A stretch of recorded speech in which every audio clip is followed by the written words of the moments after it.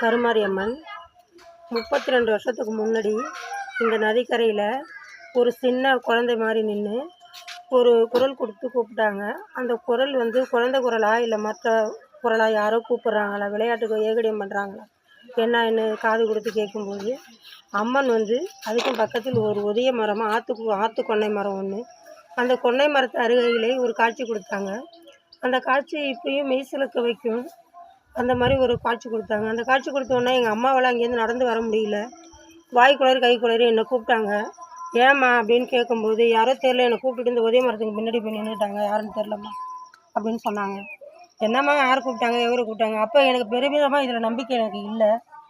நம்பிக்கை இல்லாதனால எங்கள் அம்மாவே என்னை எடுத்தறிஞ்சு பேசி, இப்படிலாம் இருக்காதும்மா, நீங்கள் தப்பாக சொல்கிற, இல்லைம்மா இந்த உதய மரத்துக்கு தாம்மா கூப்பிட்டாங்க அப்படின்னாங்க. ஆனால் மறுநாள் காலையிலேயே இந்த அம்மாவை வந்து 2 பாகமாக கிழிச்செறிஞ்சிட்டாங்க. அந்த இடத்துல ஒரு சர்ப்பம் வந்து அது மேலே ஏறிக்கிட்டு எங்கள் அம்மா ஒரு துணி போட்டு சுற்றி அதை வச்சாங்க. அந்த ரெண்டானதும் ஒன்றாயிடுச்சு. அந்த அம்மா அந்த இடத்துல காட்சி கொடுத்து, நீ யார் என்ன எவ்வளோன்னு கேட்கும்போது அவங்களே அருள் வந்து, நான் கருமாரி அம்மன், இந்த நதிக்கரைக்கு ஆசைப்பட்டு நான் வந்துட்டேன், என்ன நீ ஆதரிச்சின்னா உனக்கு நல்லது செய்வேன் அப்படின்னு சொன்னாங்க.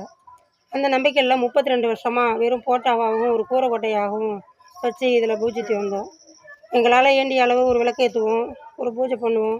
ஒரு சித்திரை வெள்ளி பௌர்ணமி இப்படிங்கிற நாளையில் ஒரு மிகப்பெரிய பூஜை இல்லைனாலும் எங்களால் முடிஞ்ச அளவுக்கு ஏதோ ஒரு சில நல்ல மனிதர்கள் ஒரு 500 1000 100 200 அப்படி தான் இது வரைக்கும் பண்ணிக்கிட்டு இருக்கோம். நாங்கள் பெருசாக ஒன்றும் பெரிய விதமாக செய்கிறதுக்கான வசதியும் எங்ககிட்ட இல்லை, வாய்ப்பும் இல்லை.